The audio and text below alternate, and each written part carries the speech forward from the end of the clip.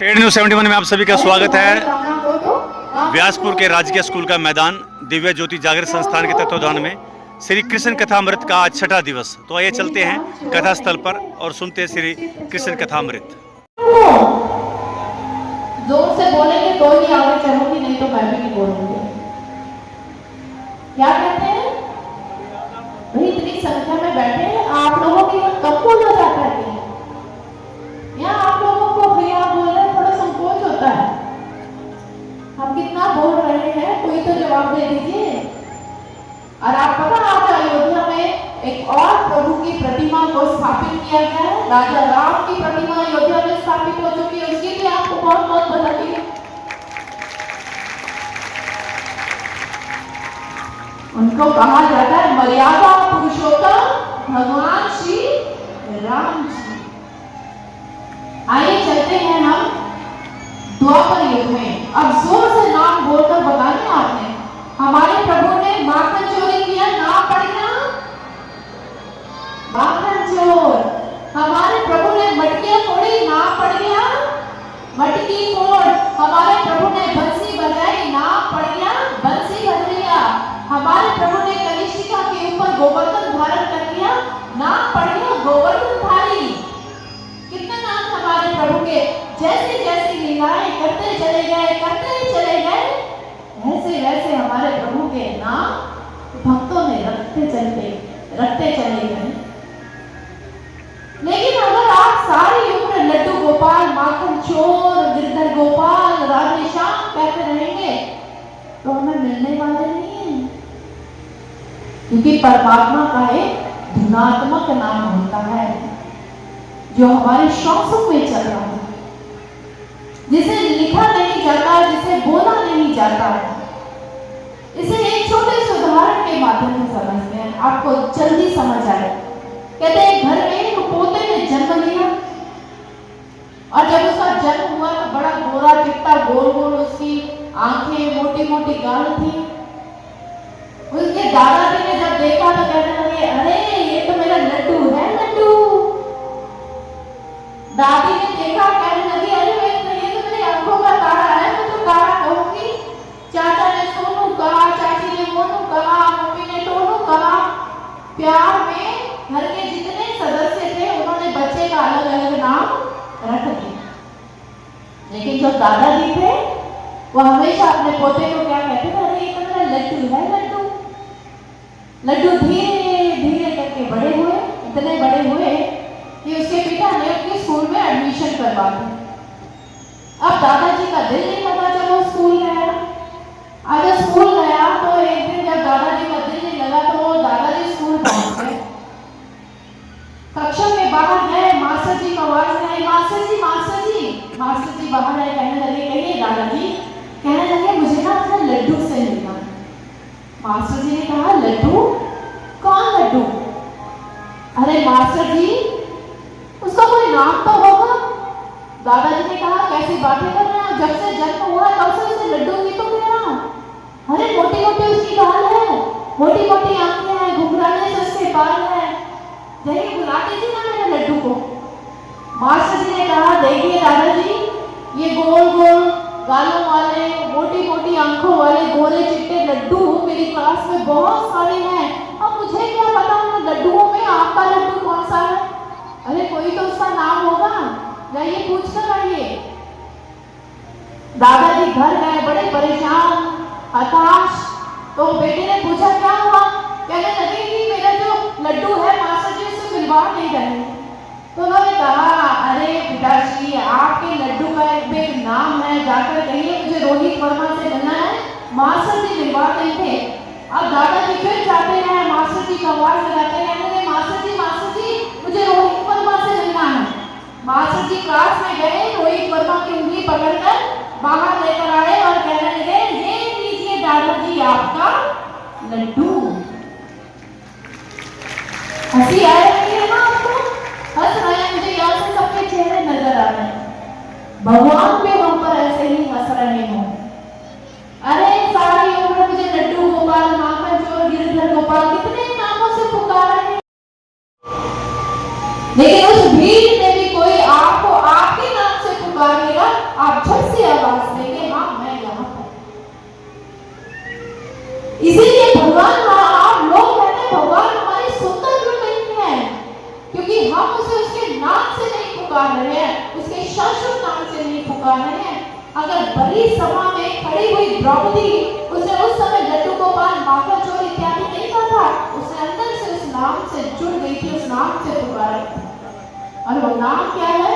हमारे महापुरुष कहते हैं परमात्मा का वो नाम लिखने और बोलने में नहीं आता है। भगवान श्री कृष्ण जी स्वयं गीता में अर्जुन को यही समझा रहे हैं, अव्यक्तो अक्षरयुक्त समानो परमां गति यम प्रापेन निवर्तन्ते तद्भाव परमं मम। उन्होंने कहा, हे अर्जुन, मेरा नाम लिखने और बोलने में नहीं आता है, वो तेरी श्वासों में चल रहा है। आप कंठी माला घुमाते हैं, उसमें कोई राधे राधे करता है, कोई राम राम करता है, माला टूट जाती है और ले आते हैं, लेकिन ये प्रतीक है, सिंबल है। महापुरुषों ने इसलिए बनाया ताकि से इन संकेतों को से पकड़े नहीं, इन संकेतों से शिक्षा लेकर जो वास्तविक है उसकी ओर अग्रसर है। इसलिए हमारे महापुरुषों ने कहा, निरंजन माला घट में फिरे दिन रात, ऊपर जाए नीचे जाए, श्वास श्वास चले जाए। उन्होंने कहा परमात्मा का जो वास्तविक नाम है वो आपकी श्वासों में रमण कर रहा है और श्वास श्वास चल रहा है। इसलिए भगवत प्रेमियों, जब जीवन में गुरु आते हैं वो हमें बाहर से 5, 6 या 10 या कान पे कोई मंत्र नहीं फूकते हैं, बाहर से वो कोई मंत्र नहीं देते हैं। जो पूर्ण गुरु होते हैं वो आपके मस्तक पर हाथ रखकर ईश्वर दर्शन करवाने के साथ साथ उसी समय आपके घट के अंदर परमात्मा के उस शाश्वत नाम का भी प्रकटीकरण कर देते हैं। और मीरा अभी इन तथ्यों से अनभिज्ञ थी, वो भी प्रभु के बाहरी नामों से परिचित थी, लेकिन मीरा जी की ये यात्रा अभी वो नदी जो है सागर की ओर अग्रसर हो रही है। उनके जीवन में भी एक गुरु का आगमन हुआ था। कल किस प्रकार से वो उनकी शरण में गई, हम कल वाले प्रसंग में से श्रवण करें। धीरे धीरे करके मीरा चंद्रमा की कलाओं की तरह बढ़ने लगी और ऐसे बढ़े कि उनकी जो अवस्था थी वो ऐसी आई कि सभी को उनके विवाह की चिंता होने लगी, क्योंकि उनके पिताजी युद्ध में वीर गति को प्राप्त हो चुके थे और उनकी माता श्री एक गंभीर बीमारी के कारण उनका स्वर्गवास हो चुका था। दादाजी को उनके विवाह की बड़ी चिंता थी। एक दिन मीरा बाई जी अपनी सारी सखियों के साथ बैठी हुई है और कन्हैया जी के चित्र में वो रंग भर रही है।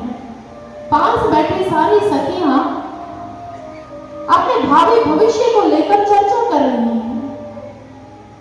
बाला अपनी सखी से कहती है, अरे सखी बताना तो ससुराल जाकर कैसे रहेगी? कोई कह रही है जब मैं ससुराल जाऊंगी ना तो अपने पति को अपने वश में कर लूंगी। दूसरी कह रही है जब ससुराल जाऊंगी ना मैं प्रेम से सभी का हृदय जीत लूंगी। तो बाला जो मीरा बाई जी की सखी थी वो मीरा के पास आती है और कहने लगी, अरे मीरा, सारी सखियां मिलकर बातें कर रही है, तुम कन्हैया के चित्र में रंग भर रही हो, सारे अपने भावी भविष्य की बातें कर रहे हैं, बोलना मीरा तुझे कैसा वर चाहिए, तो अपने ससुराल में जाकर क्या करेगी? तो मीरा के नेत्र सजल हो जाते हैं और मीरा कहने लगी, बाला अपने भावी भविष्य के बारे में तो मैं तुझे तब बताऊं ना जब मेरा गिरधर गोपाल कुछ कहे। अरे मैंने तो अपना सर्वस्व उसे अर्पित कर दिया, मैं तो उसकी वैराग्य हूँ, उसकी जोगर हूँ मैं। मेरा श्याम मुझे जिस हाल में रखेगा ना मैं वैसे ही रहूंगी। अगर वो कहेगा बैठ जाओ मैं बैठ जाऊंगी, वो कहेगा खा ले तो मैं खा लूं, वो कहेगा बाल खुले छोड़ने तो मैं खुले छोड़ दूंगी, अगर वो कहेगा बाल बांध ले तो मैं बाल बांध लूं, अगर वो मुझे कहेगा कि तू जोगन रूप धारण कर ले तो मेरा जोगन रूप धारण कर लेगी, अगर वो कहेगा मेरा लाल वस्त्र धारण कर ले तो मेरा लाल वस्त्र धारण कर ले।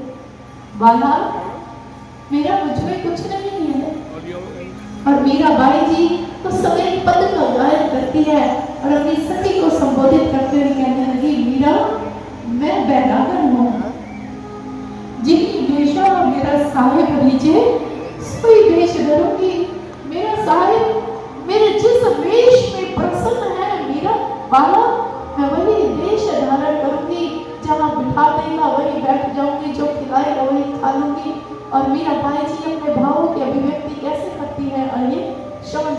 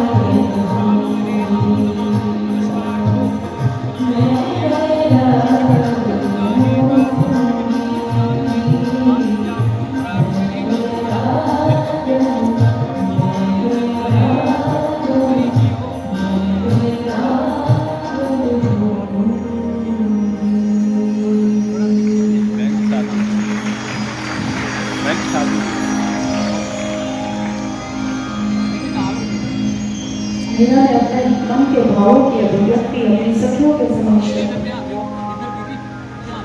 एक दिन मीरा बाई जी जब अपने प्रभु के मंदिर में प्रभु से बातें कर रही थी, उनको निहार रही थी, तब उनके दादा से उनके पास आके तुम्हारी आत्मा का विवाह हुआ है, संसार का नहीं। संसार क्या कहेगा कि तुम्हारे माता पिता चले गए और दादा साहब ने तुम्हारा विवाह नहीं किया। दादा साहब चले गए इतना कहकर, और मीरा बिलक बिलक कर रो पड़ी। गिरधर गोपाल से कहने लगी, बोलो गिरधर गोपाल, तुम्हारे अतिरिक्त मैं अन्य किसी की और कैसे हो सकती हूँ? मैंने दिन रात आप ही के स्वप्न देखे हैं। आप मेरी आत्मा के, आप मेरे सर्वस्व हैं। मैं आपके अतिरिक्त अन्य किसी की और की नहीं हो सकती। भगवत प्रेमियों, जो ऐसे भाव आज मीराबाई जी के हैं कि जिन्होंने भगवान श्री कृष्ण जी को मनसा वचना कर्मणा के द्वारा अपना सर्वस्व मान लिया है, ऐसे ही द्वापर युग में रुक्मिणी जी थी जिन्होंने मनसा वचना कर्मणा के द्वारा भगवान श्री कृष्ण जी को अपना सर्वस्व मान लिया था। जब विदर्भ देश में उनके राजमहल में यात्रीगण आते थे, संत समाज आता था, तो रुक्मिणी जी के समक्ष प्रभु की असंख्य लीला का व्याख्यान करते थे, तो रुक्मिणी जी भी प्रभु के प्रेम में प्रवाहित होती चली गई और उन्होंने भगवान श्री कृष्ण जी को अपना सर्वस्व स्वीकार कर लिया। जहां रुक्मिणी जी दिन रात भगवान श्री कृष्ण जी के हो जाने के स्वप्न देखा करती थी, उनके चरणों की दासी बन जाना चाहती थी, वहीं पर उनका भाई रुक्मी जो यह चाहता था कि मेरी बहन रुक्मिणी का विवाह शिशुपाल के साथ हो, और अपने राजनैतिक कार्यों को पूर्ण करने हेतु, उद्देश्य हेतु कोई इस भरसक प्रयास में था कि रुक्मिणी का विवाह शिशुपाल के साथ संपन्न हो जाए। लेकिन इधर रुक्मिणी जी थी कि जब उनका मन महल में नहीं लगता था तो राजमहल से वो सीधा गौरी माँ के मंदिर जाती और उनके समक्ष अपने भावों को अर्पित करते हुए यही कहती, हे मैया, अगर एक क्षण के लिए भी मैंने तेरी सच्ची भक्ति की है तो मुझे भगवान श्री कृष्ण जी पति रूप में प्राप्त हो। मोर पंख मिलता तो उनसे कृष्ण समझकर बातें करती, आकाश में काले मेघ आच्छादित होते तो अपने भावों की पातियां उन मेघों के हाथ द्वारिका की ओर पहुंचाती। इंतजार कर रही थी उस समय, उस पल का जब वह द्वारिकाधीश के चरणों की दासी बन जाएगी। लेकिन इधर रुक्मिणी अपने प्रयास में सफल हो गया और उसने अपनी बहन रुक्मिणी का विवाह शिशुपाल के साथ तय कर दिया। वह स्वयं बहुत प्रसन्न है, बिना माता पिता की इच्छा जाने, बिना अपनी बहन की इच्छा जाने उसने शिशुपाल के साथ यह विवाह तय कर दिया और यह बात आकर अपने माता पिता को बताती। लेकिन जैसे ही ये बात उन्होंने रुक्मिणी को बताई तो रुक्मिणी जी को यूं लगा जैसे उनके शरीर से किसी ने प्राणों को खींच लिया। रुक्मिणी जी जो हमेशा चहकती रहती थी पाषाणवत हो गई। लेकिन इधर राजमहल में उनके विवाह की तैयारियां प्रारंभ होने लग गई। राजमार्गों को सजाया जाने लगा, मंगल गीत गाए जाने लगे, सगे संबंधियों का आना प्रारंभ हो गया। लेकिन इधर रुक्मिणी जी अपने कक्ष में बैठी अपने नेत्रों से अश्रु प्रवाहित कर रही है, क्योंकि उनके हृदय की सितार पर तो सिर्फ कृष्ण नाम की सरगम बज रही थी। अत्यंत हताश निराश बैठी हुई है। बोलिए ना द्वारिकाधीश, जब मैंने मन से आपको अपना सर्वस्व माना है तो मैं किसी अन्य की कैसे को विश्वास पात्र ब्राह्मण को बुलाया और कहने लगी, लीजिए विप्रवर, इस पत्र को लीजिए और शीघ्र द्वारिका की ओर प्रस्थान कीजिए और द्वारिकाधीश को कहिएगा कि वो मेरे प्रणय निवेदन को स्वीकार करते। ब्राह्मण देव उसी समय चल पड़ते, द्वारिका की ओर प्रस्थान कर जाते हैं और जैसे ही द्वारिका पहुंचे सैनिक ने उन्हें अतिथि गृह में बैठाया और सब द्वारिकाधीश को सूचित करने के लिए चला। भगवान श्री कृष्ण जी भी शीघ्र उस कक्ष में आते हैं, बिना कुछ कहे वह ब्राह्मण देव रुक्मिणी जी का पत्र भगवान श्री कृष्ण जी के हाथों में थमा देते हैं। भगवान श्री कृष्ण जी ने उस पत्र को जो पीत वस्त्र में लिपटा हुआ था उसे खोला और पढ़ना प्रारंभ किया, जिसमें रुक्मिणी जी ने लिखा था, हे द्वारिकाधीश, मैंने मनसा वचना कर्मणा के द्वारा आपको अपना सर्वस्व मान लिया है। हे मेरे आराध्य, इस संपूर्ण आर्यव्रत में ऐसी कौन सी माला होगी जो आपके गले में वरमाला न डालना चाहती हो। मेरी वरमाला भी आपके शीश का इंतजार कर रही है। मैंने दिन रात आप ही के स्वप्न देखे हैं, मेरे प्रणय निवेदन को स्वीकार कीजिए। अगर आप जैसे सिंह के होते हुए मेरा शिकार कोई श्रृंगार न करने गया तो आर्यव्रत के सम्राट द्वारिकाधीश को ये शोभा न देगा। इसलिए हे प्रभु, मुझे अपने चरणों की दासी होने का सौभाग्य प्रदान कीजिए। और साथ ही रुक्मिणी जी ने उस पत्र में संपूर्ण वृतांत लिख दिया कि विवाह से एक दिन पहले किस प्रकार वो गौरी माँ के मंदिर में पूजन करने हेतु जाएंगे, आप वहां से मुझे स्वीकार कर लीजिएगा। राजकुमारी रुक्मिणी हमारी प्रतीक्षा कर रही है। भगवान श्री कृष्ण जी ब्राह्मण देव के साथ रथ पर आरूढ़ होते हैं और विदर्भ देश की ओर प्रस्थान कर जाते हैं। इधर रुक्मिणी जी भी कब से इंतजार करें कि कब ब्राह्मण देव शुभ समाचार लेकर आए। अपने कक्ष के गवाक्ष में बैठी हुई रास्ता निहार रही है ब्राह्मण देव के आने का।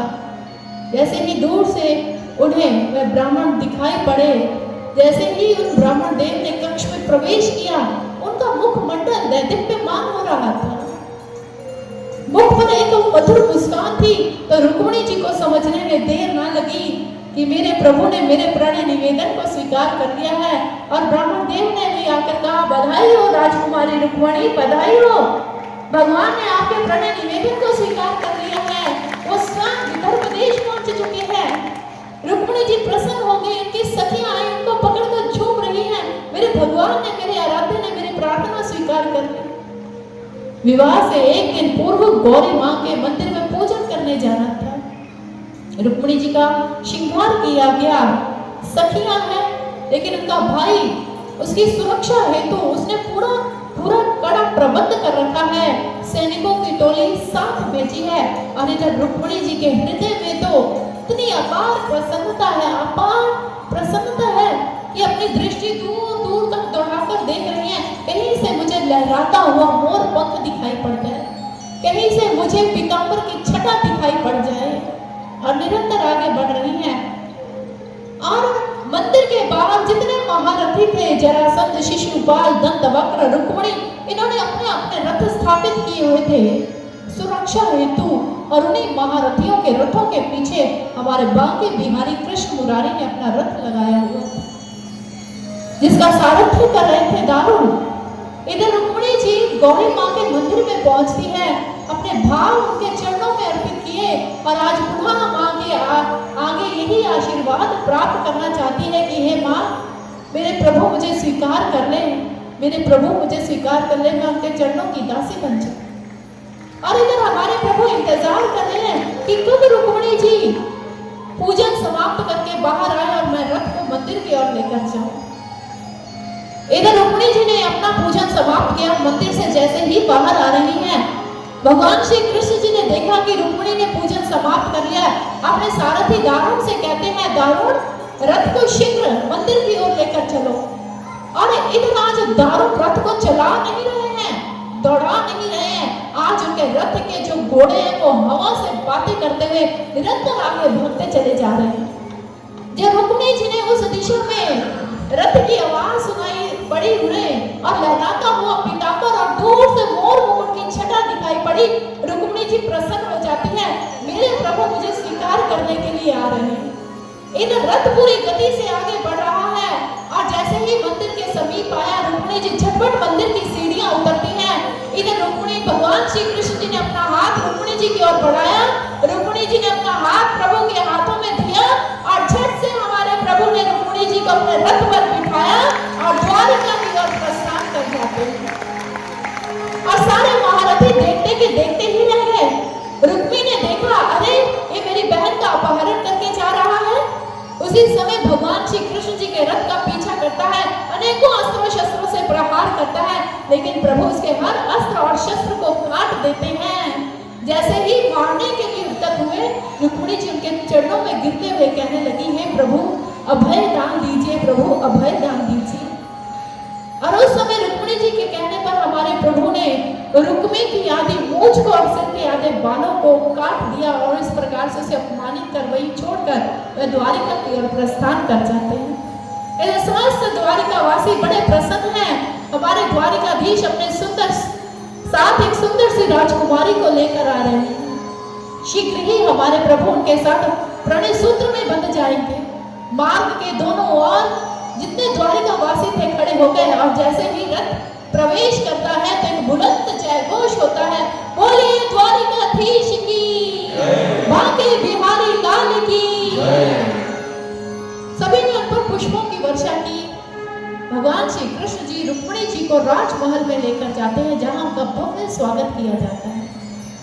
फिर शुभ मुहूर्त निकाला जाता है, और उस शुभ मुहूर्त में हमारे बांके बिहारी कृष्ण मुरारी दूल्हे राजा बनते हैं, और रुक्मिणी जी की सखियां रुक्मिणी जी का सुंदर सा श्रृंगार करके उनको भगवान श्री कृष्ण जी की अर्धांगिनी के रूप में सजाती हैं। पूरे विधि इच्छा को पूर्ण किया, और रुक्मिणी द्वारिकाधीश भगवान श्री कृष्ण जी के चरणों की अर्धांगिनी बन जाती है। तो बोलिए रुक्मिणी माधव की, रुक्मिणी कृष्ण की। वासियों, आपको भी प्रभु के विवाह की बहुत बहुत बधाई हो, बहुत बहुत बधाई हो। तो आइए हम सब मिलकर भी इस विवाह में सम्मिलित होते हैं और बधाई गीतों को श्रवण करते हैं, और आशा करते हैं कि आप सबको भी विवाह की प्रसन्नता हुई होगी, और आप भी इस विवाह में, प्रभु के विवाह में खूब झूमेंगे, नाचेंगे और भजनों का गायन करेंगे। अरे बोलिए वृंदावन बिहारी लाल की, बोलिए सियापति रामचंद्र भगवान की, बोलिए माखन चोर की। तो आप बहुत ही भाग्यशाली हैं जो माधव और रुक्मणी जी के विवाह में यहाँ विराजमान है।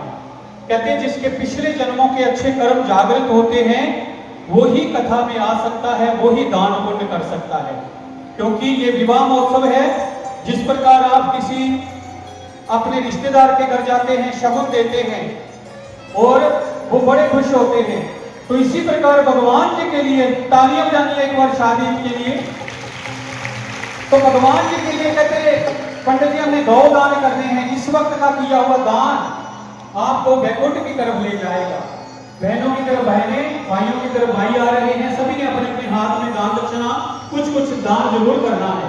कहते चिड़िया चोंच पर ले गई, नदी ना घाटो नीर, अरे दान दिए धन ना घटे, कह गए संत कबीर। महापुरुष कहते जो दानी सज्जन होता है वो दान करता ही रहता। आइए बढ़ चढ़ के दान करिए, साथ साथ भजन श्रवण करते हैं। हेलो वृंदावन बिहारी लाल की जय, भारत जोत की जय, रुक्मणी माता की जय।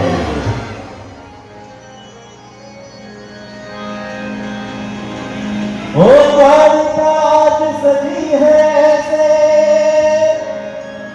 जैसे हो स्वर्ग का धाम। हो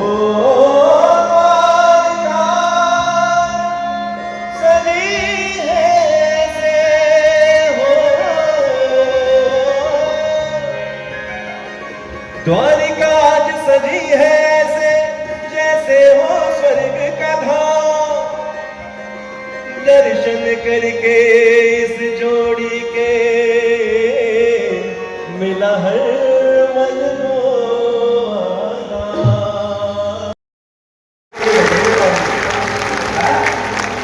रोज कहते हैं आपको ताली का सहयोग है, नाचे। तो बात थोड़ी सी ऐसी है जैसे आप लोग रोज कथा श्रवण करने के लिए आते हैं ना, ऐसे ही कथा चल रही थी एक बार। तो कथा के बीच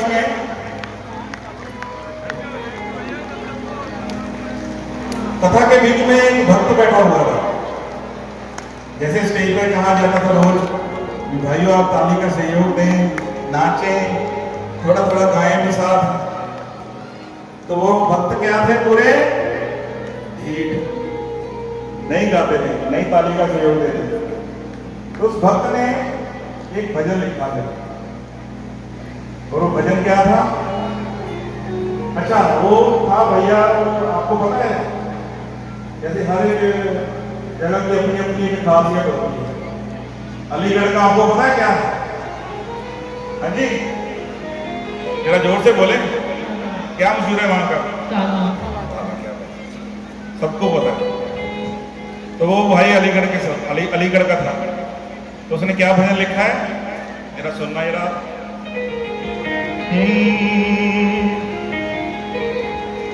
उनके हाथों में लग जाए ताला, अलीगढ़ वाला। एक मिनट, ताली नहीं, अभी ताली नहीं बजानी, ताली जब बजानी है तो बजानी। उनके हाथों में लग जाए ताला, अलीगढ़ वाला, सवा मन वाला, जो कान्हा ले ये ताली ना बजाए। अब बजाओ यार ताली, खुल के बजाओ यार, ऐसे थोड़ी। क्या है भजन? उनके हाथों में लग जाए ताला, अलीगढ़ वाला, सवा मन वाला, जो कान्हा ले ये ताली ना बजाए।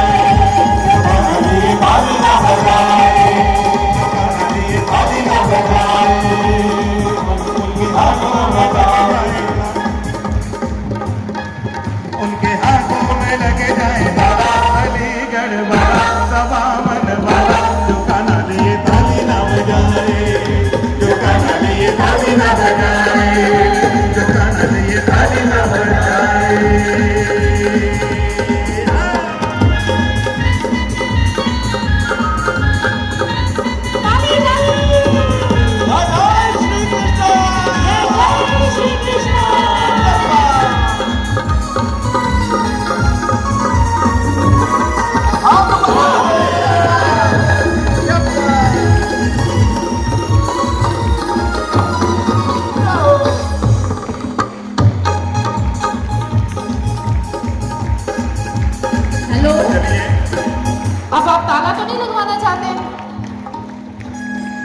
देखिए भैया ने कितना अच्छा आपको एग्जाम्पल दे दिया, समझा दिया।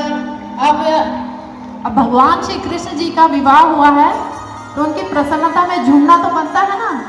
हमारे भाई ने उस दिन भांगड़ा सिखाया था ना आपको, नाचना कैसे ढोल पे, कैसे नाचना है, जरा बताइए कैसे नाचना है। हाथ दोनों ऊपर करके एक उंगली ऐसे कर लेनी है और जब ढोल बजेगा तो कभी अप एंड डाउन करना है, ठीक है जी। कभी ऊपर और नीचे। देखिए जिनको नाचना नहीं आता वो भी प्रभु के लिए नाच लेंगे। तो आइए हम अगले बधाई गीत को श्रवण करते हैं, जरा झूम के। हले हले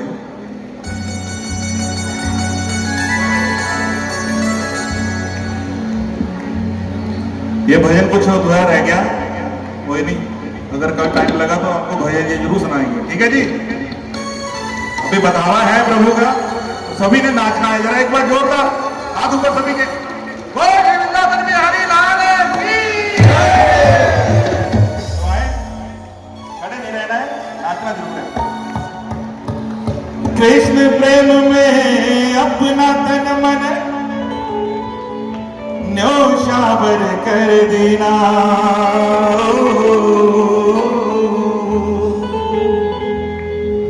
कृष्ण प्रेम में अपना तन मन न्योछावर कर देना, इनके साहस ने तो श्याम सलोना वर देना, श्याम सलोना वर देना। रुक्मणी जी की सज गई जोड़ी, देखो श्याम मुरारी संग।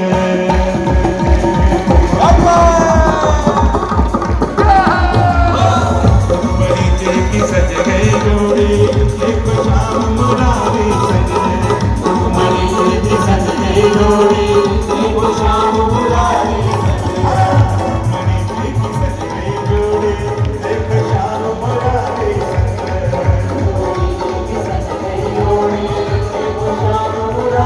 संग। कैसी अद्भुत शादी है ये, कैसी अद्भुत शादी है ये, देखे होगे सब ही मन। रुक्मणी जी की सज गई जोड़ी, देखो श्याम मुरारी संग।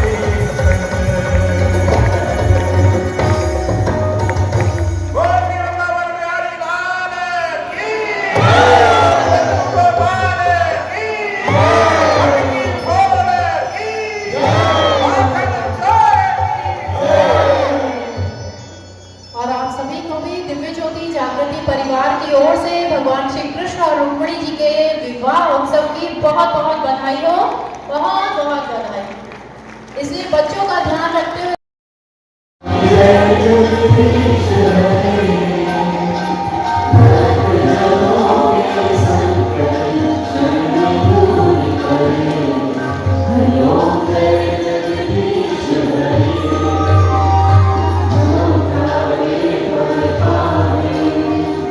Thank you.